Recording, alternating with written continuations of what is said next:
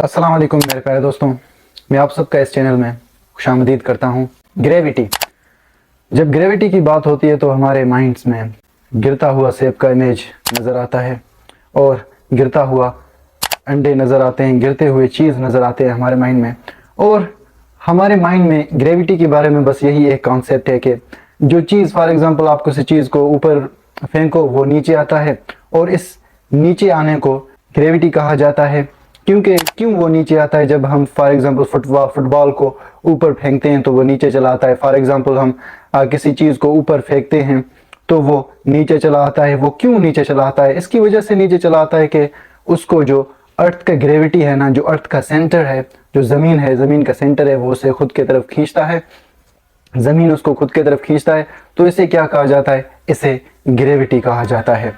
और जब जो फल है, जो सेब है, वो जब वो दरख्त से गिरता है तो क्यों गिरता है वो? इसकी वजह से कि ज़मीन है ना, वो उसको खुद के सेंटर की तरफ खींचता है, और इस खींच को क्या कहा जाता है? ग्रेविटी कहा जाता है। और जब परिंदे के अंडे गिरते हैं तो ये क्यों गिरते हैं? इसकी वजह से कि जो ग्रेविटी है ना, वो उसे खींचता है, ज़मीन उसे खींचता है, और इस ज़मीन के फोर्स को, इस ज़मीन के खींच को क्या कहा जाता है? इसे ग्रेविटी कहा जाता है। बस हम ये सोचते हैं कि हमारे लिए ये एक ही कॉन्सेप्ट काफ़ी है, यही तस्वुरात हमारे लिए काफ़ी हैं, यही कॉन्सेप्ट हमारे लिए काफ़ी हैं, और हमारे माइंड में बस यही कॉन्सेप्ट है ग्रेविटी के बारे में। हमें यही चीज़ स्कूल में, यूनिवर्सिटी में सिखाई जाती है, और बस हमारे दिमाग में यही चीज़ है कि अगर कोई चीज़ ऊपर उसको फेंको वो नीचे आता है तो इसे क्या कहा जाता है? इसे ग्रेविटी कहा जाता है। वो क्यों आता है? ज़मीन उसको अपने सेंटर की तरफ खींचता है, और इस खींच को, इस फोर्स को, ज़मीन के फोर्स को क्या कहा जाता है? ग्रेविटी कहा जाता है। लेकिन आपको पता होना चाहिए कि ग्रेविटी के बारे में मालूमात हासिल करना बहुत ज़रूरी है, क्योंकि ग्रेविटी अहमियत रखती है इस कायनात को चलाने में।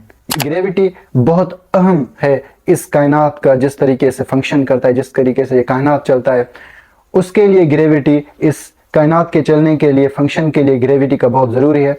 मैं आपको इस वीडियो में ग्रेविटी के बारे में बताऊंगा कि वो किस तरीके से, कैसे वो अहमियत रखती है इस कायनात को चलाने में। ग्रेविटी के बारे में हम कुछ इंफॉर्मेशन, कुछ मालूमात हमें रेनी डेस्कार्ट्स, जो कि 17वीं सेंचुरी का फिलोसोफर और साइंटिस्ट, साइंसदान था, उससे मिलते हैं। उससे पहले ग्रेविटी के बारे में तस्वुरात नहीं थे और इतने मालूमात नहीं थे। लेकिन यहाँ पे रेनी डेस्कार्ट्स वो कुछ मालूमात, कुछ इंफॉर्मेशन, कुछ मीन्स फाउंडेशन, बुनियाद रखता है ग्रेविटी के बारे में, ग्रेविटी को जानने के बारे में। और वो उसने एक थ्योरी बनाया था, उसने एक नज़रिया बनाया था, इंट्रोड्यूस किया था। और ये रेनी डेस्कार्ट्स, उसने एक थ्योरी बनाया, उस थ्योरी का नाम था थ्योरी ऑफ वोर्टिसेस।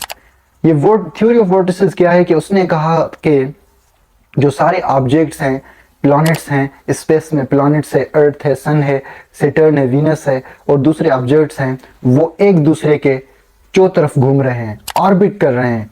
किस वजह से ऑर्बिट कर रहे हैं? क्योंकि उनके अंदर मास है, उनके अंदर मैटर है, तो इसकी वजह से वो चौ तरफ घूम रहे हैं एक दूसरे के। और जो दूसरे प्लैनेट्स हैं, जैसे अर्थ है, दूसरे प्लैनेट्स हैं, वो सन के, सूरज के चौ तरफ घूम रहे हैं, क्योंकि जो सूरज है उसका मास, मैटर ज़्यादा है, और उसके जो एलिमेंट्स हैं वो स्मॉल साइज के हैं, छोटे साइज के हैं। तो इसकी वजह से जो दूसरे ऑब्जेक्ट्स हैं वो उसके चौ तरफ घूम रहे हैं। वहाँ पे उसने कहा कि वो ग्रेविटी के बारे में उसने कहा कि ये चौ तरफ क्यों घूम रहे हैं? क्योंकि उनके अंदर मास है। तो यहाँ पे थोड़ा वो ग्रेविटी के तरफ हमें ले जा रहा था। फिर 17वीं सेंचुरी में आइजैक न्यूटन आते हैं, जो कि बहुत बड़ा साइंसदान था, बहुत बड़ा साइंटिस्ट था, फिजिसिस्ट था। वो एक दिन जो सेब का पेड़ था उसके नीचे बैठा हुआ था, तो वहाँ पर फल गिरता है उसके ऊपर। जब उसके सर के ऊपर उसे लगता है तो उसका, वो उठाकर देखता है, उसका दिमाग खुल जाता है, अजूबा, कि ये सेब कैसे गिरा, ये मेरे सर पर कैसे लगा। तो उसने उस पर सोच किया, उस पर एक्सपेरिमेंट की, पर उसे ऑब्जर्व किया। फिर उसने कहा ग्रेविटॉस, ग्रेविटॉस, के ग्रेविटॉस का मतलब है वेट ग्रेविटी, कि ये ग्रेविटी की वजह से है। फिर उसने थ्योरी ऑफ यूनिवर्सल ग्रेविटेशन बनाया, उसे इंट्रोड्यूस किया, उसे पेश किया दुनिया के सामने, और ये कायनाती कशिश शक्ल थ्योरी नज़रिया, इसमें वो कहते हैं कि gravitational force is proportional to the product of the mass और mirror and proportional to the square of distance between two objects. के जो ग्रेविटी होता है, जो ग्रेविटेशनल फोर्स है, जो ग्रेविटी है, वो मास के मुताबिक होता है, मास के बराबर होता है, मैटर के बराबर होता है। जितना ज़्यादा मास होगा चीज़ों में, जितना ज़्यादा मास होगा ऑब्जेक्ट्स का, चीज़ों का, प्रोडक्ट का, उतना ही ज़्यादा उसका ग्रेविटी होगा। और उसने कहा कि जितना ज़्यादा डिस्टेंस चीज़ों के बीच में होगा, मुफासला चीज़ों के बीच में होगा, उतना ही कम ग्रेविटी होगा। मीन्स चीज़ अगर दो ऑब्जेक्ट्स बहुत दूर है एक दूसरे के तो उनके बीच में ग्रेविटी कम होगा, अगर वो करीब आएंगे तो उनके बीच में ग्रेविटी ज़्यादा होगा। चीज़ दूर है तो ग्रेविटी कम होगा, चीज़ करीब है तो ग्रेविटी, एक दूसरे करीब है तो ग्रेविटी क्या होगा, ज़्यादा होगा। तो उसने कहा कि ये जो चीज़ है इनके बीच में एट्रैक्टिव फोर्स है, मीन्स ये एक दूसरे की तरफ खींच रहे हैं। जैसे एक ऑब्जेक्ट उसको दूसरे ऑब्जेक्ट को खुद की तरफ खींच रहा है और दूसरा ऑब्जेक्ट दूसरे ऑब्जेक्ट को खुद की तरफ खींच रहा है। क्यों खींच रहा है?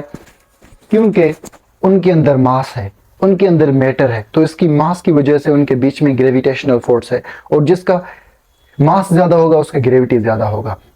मिसाल के तौर पर हम आसमान में दो चीज भेजें, फॉर एग्जांपल एक इंसान एक सेब, दो चीज ऐसे भेजें जो कि नॉन जीरो मास हो, उनका मीन्स उनके अंदर कुछ मास हो, उनके अंदर कुछ मैटर हो, वो नॉन जीरो मास हो।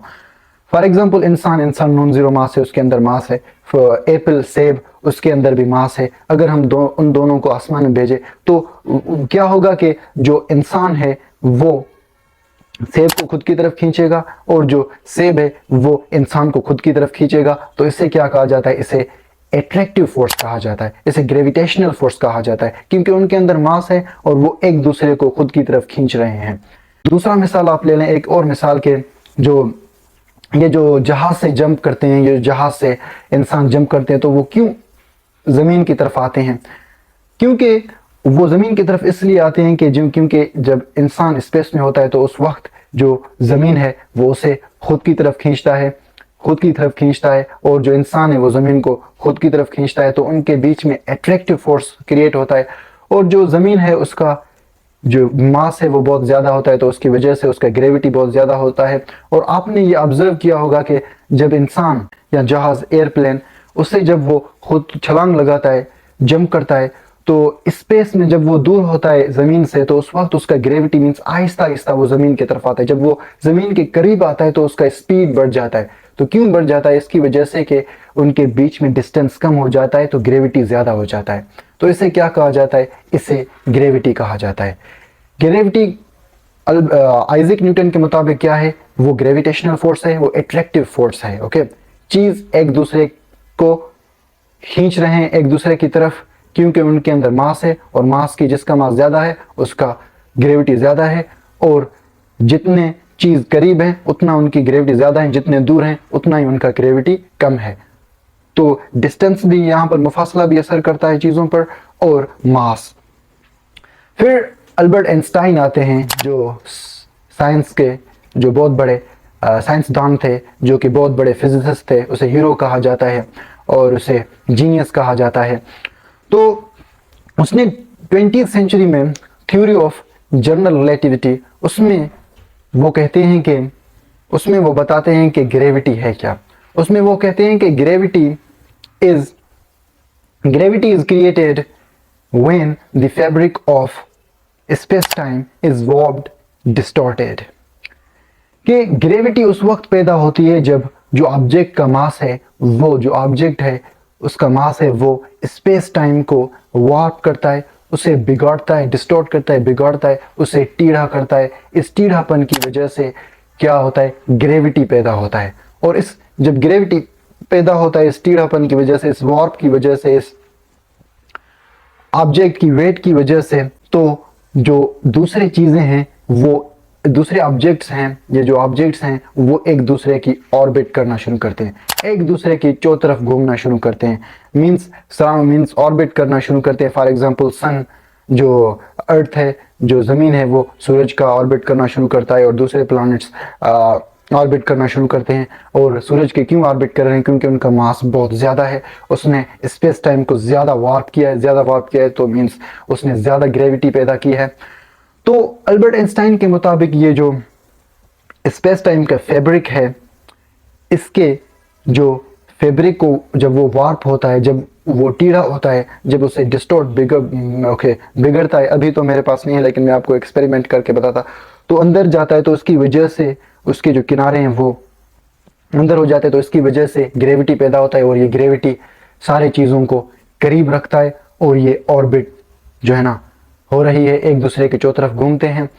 और ये जो आप दिन देख रहे हैं कि सुबह को सूरज हमेशा ईस्ट से उभरता है और वेस्ट में गुरूब होता है, और आप हर रोज़ देखते हैं कि ये आप साल में 365 दिन देखते हैं। ये सारी चीज़ें, रात दिन, ये सारी चीज़ें, ये किसकी वजह से? ये ग्रेविटी की वजह से। ये ऑर्बिट कर रहे हैं, जब ऑर्बिट कर रहे हैं तो ये रात आ रहा है, दिन आ रहा है, ये सारी चीज़ें किसकी वजह से? ये ग्रेविटी।